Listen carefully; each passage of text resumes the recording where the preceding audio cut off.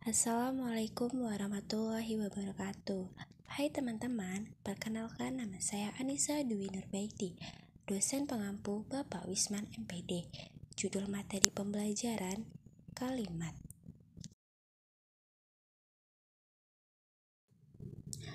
Saya akan menyampaikan materi pembelajaran, yaitu kalimat.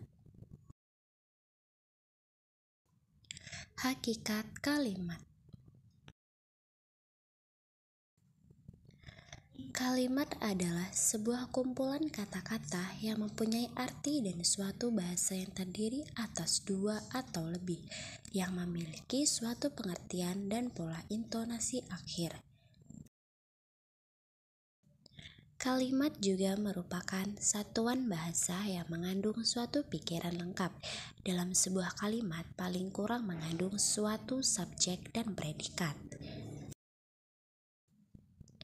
Kalimat dalam wujud lisan diucapkan dengan suara naik turun dan keras lembut, di sela jeda dan di akhir dengan sebuah intonasi akhir. Dalam wujud tulisan berhuruf Latin, kalimat dimulai dengan sebuah huruf kapital dan diakhiri dengan sebuah tanda titik, tanda tanya, dan tanda seru. Pola dasar kalimat. Kalimat dasar dapat dibedakan ke dalam 8 tipe sebagai berikut. Yang pertama adalah kalimat dasar berpola SP. Pola ini terhitung pola kalimat yang paling sederhana dan dasar, sebab pola ini hanya berupa subjek dan predikat saja. Ada contoh kalimat yang menggunakan pola ini adalah: yang pertama, ayah bekerja. Ayah sebagai subjek dan bekerja sebagai predikat. Yang kedua, petani bercocok tanam. Petani berkedudukan sebagai subjek dan bercocok tanam sebagai predikat.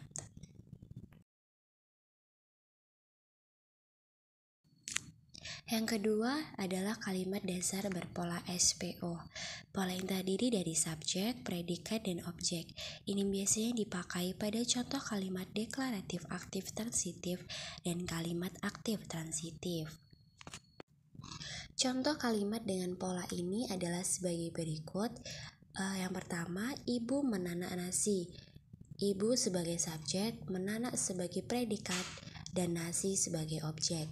Yang kedua, adik sedang memainkan piano. Adik sebagai subjek, sedang memainkan adalah predikat, dan piano adalah objek.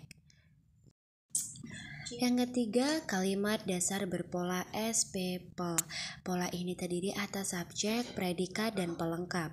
Biasanya pola ini digunakan dalam contoh kalimat deklarasi aktif transitif, kalimat aktif intransitif, dan contoh kalimat aktif semi transitif. Contohnya yaitu tubuhnya berlumuran keringat. Subjek berupa tubuhnya berlumuran sebagai predikat dan keringat sebagai pelengkap.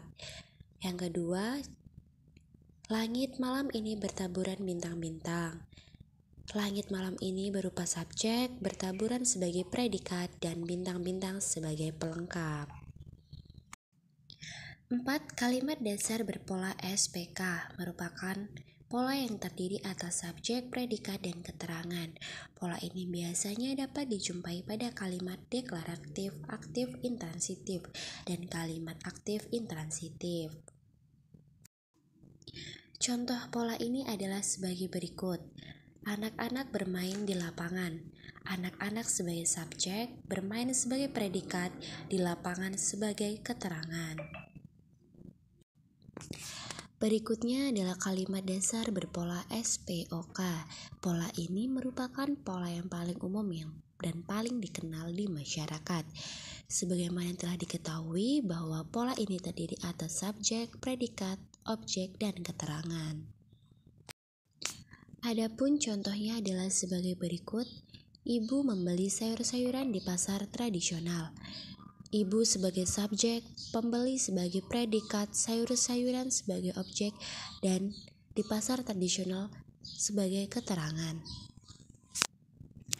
Yang keenam adalah kalimat dasar berpola SPOPL. Pola ini terdiri atas subjek, predikat, objek, dan pelengkap. Contohnya adalah sebagai berikut. Ibu membelikan adik pakaian baru. Ibu sebagai subjek, membelikan sebagai predikat, adik sebagai objek, dan pakaian baru sebagai pelengkap. Yang selanjutnya adalah kalimat dasar berpola SP, PEL, dan K. Adalah pola yang terdiri atas subjek, predikat, pelengkap, dan keterangan. Contohnya adalah tubuhnya berlumuran keringat karena bekerja keras seharian. Tubuhnya sebagai subjek, berlumuran sebagai predikat, keringat sebagai pelengkap, dan karena bekerja keras seharian sebagai keterangan. Selanjutnya yang kedelapan, kalimat dasar berpola SPO, PEL, dan K merupakan pola kalimat yang paling kompleks dan lengkap karena semuanya unsur kalimat terkandung di dalamnya. Contohnya adalah ibu membelikan adik sepatu baru pada hari Minggu kemarin.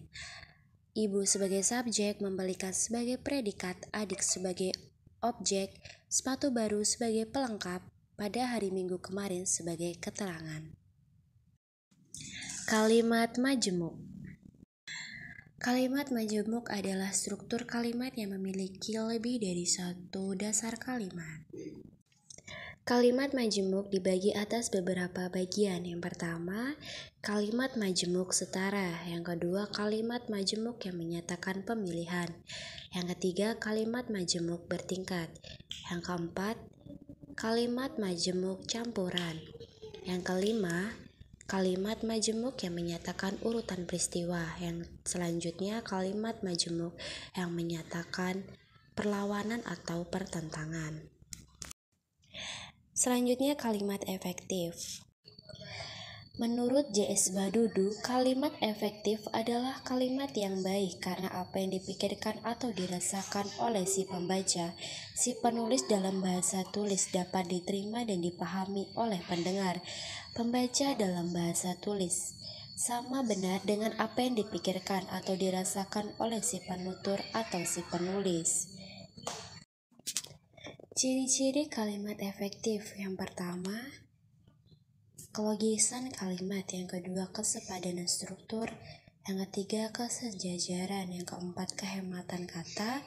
Yang kelima, ketegasan makna. Adapun selanjutnya yaitu syarat kalimat efektif. Yang pertama, menggunakan kaidah kebiasaan yang baik dan benar. Yang kedua, menggunakan unsur penting atau pokok, minimal subjek dan predikat. Yang ketiga, memakai diksi yang tepat. Yang keempat, menggunakan struktur bahasa yang sistematis atau urut. Dan yang kelima, taat aturan ejaan yang berlaku. Yang keenam, tidak bertele-tele dalam pemakaian kata. Dan yang selanjutnya, tidak ambigu. Jenis kalimat menurut struktur gramatikalnya.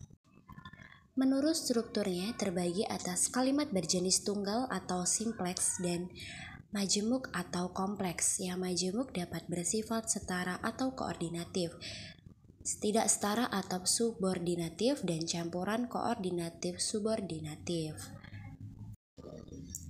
Jenis kalimat berdasarkan bentuk gaya atau retorika terbagi atas yang pertama, kalimat yang klimaks. Yang kedua, kalimat yang berimbang. Yang ketiga, kalimat yang melepas. Jenis kalimat berdasarkan fungsinya terbagi atas yang pertama, kalimat pernyataan. Yang kedua, kalimat pertanyaan atau kalimat tanya. Yang ketiga, kalimat seruan. Yang keempat, kalimat perintah. Sekian materi dari video pembelajaran yang berjudul kalimat oleh saya. Terima kasih sebelumnya jika ada salah kata atau penyampaian. Saya mohon maaf. Saya tutup dan terima kasih telah menyaksikan video saya. Terima kasih.